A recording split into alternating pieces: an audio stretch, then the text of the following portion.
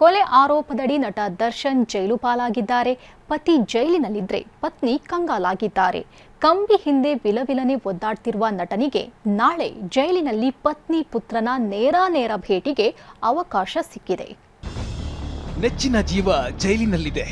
ಮನೆಯ ಮಡದಿ ಚಿಂತೆಯಲ್ಲಿದ್ದಾಳೆ. ಕೊಲೆ ಕೇಸ್ನಲ್ಲಿ ದರ್ಶನ್ ಕಂಬಿ ಹಿಂದೆ ಸೇರಿ ತಿಂಗಳುಗಳೇ ಕಳೆದು ಹೋಗಿವೆ.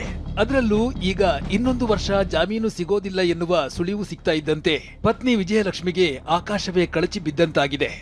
ನಾಳೆ ದರ್ಶನ್ ಜೊತೆ ಮದುವೆ ಆಗಿ 23 ವರ್ಷ ಆಗಲಿದೆ. ಕಳೆದ ವರ್ಷ ಪತಿ ಜೊತೆಗೆ ವಿಜಯಲಕ್ಷ್ಮಿ ಸೆಲೆಬ್ರೇಟ್ ಮಾಡಿದ್ರು.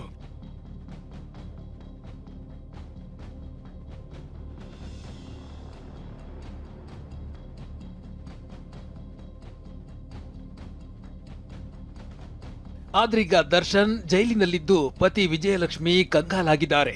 ಇನ್ಸ್ಟಾಗ್ರಾಂನಲ್ಲಿ ದರ್ಶನ್ ಫೋಟೋ ಹಾಕಿ ಹಾರ್ಟ್ ಬ್ರೇಕ್ ಎಮೋಜಿಯನ್ನ ಹಾಕಿ ಭಾವುಕ ಪೋಸ್ಟ್ ಮಾಡಿದ್ದಾರೆ.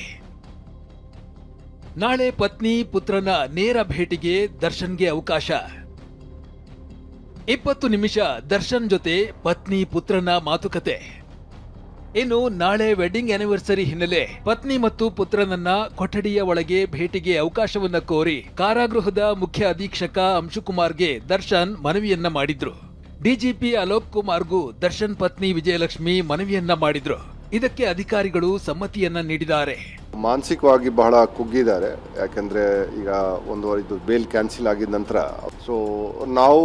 ನಮಗೆ ಅವರು ಒಂದು ಅಪ್ಲಿಕೇಶನ್ ಅವರು ಕೊಟ್ಟಿದ್ರು. ಮತ್ತೆ ದರ್ಶನ್ ಅವರು ಕೂಡ ಇವರಿಗೆ ಅನ್ಸು ಕುಮಾರ್ ಅವರಿಗೆ ಒಂದು ಅಪ್ಲಿಕೇಶನ್ ಅವರು ಕೊಟ್ಟಿದ್ದಾರೆ. ಯಾಕಂದ್ರೆ ಎಲ್ಲರದ್ದು ಮಾನಸಿಕವಾಗಿ ಅವ್ರದ್ದು ಆರೋಗ್ಯ ಮತ್ತೆ ಶಾರೀರಿಕವಾಗಿ ಚೆನ್ನಾಗೇ ಇರಬೇಕು ನಮ್ಮ ಜೈಲುಗಳಲ್ಲಿ. ನಾವು ಎಲ್ಲ ವಿಷಯಕ್ಕೆ ನಾವು ಒಳಗೊಂಡು ಒಂದು ನಿರ್ಧಾರದ ಬಗ್ಗೆ ನಾವು ತಗೊಳ್ತೀವಿ.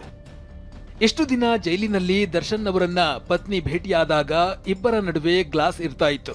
ಆದ್ರೆ ನಾಳೆ ಇದ್ಯಾವುದೂ ಇರೋದಿಲ್ಲ. ಪತ್ನಿ ಹಾಗೂ ಪುತ್ರನನ್ನ ದರ್ಶನ್ ಕೊಠಡಿಯಲ್ಲಿ ಭೇಟಿಯಾಗಲಿದ್ದಾರೆ. ನಾಳೆ ಮಧ್ಯಾಹ್ನ 3 ಗಂಟೆಗೆ ಜೈಲಿನಲ್ಲಿ ನೇರ ಭೇಟಿಗೆ ಅವಕಾಶವನ್ನ ನೀಡಲಾಗಿದೆ.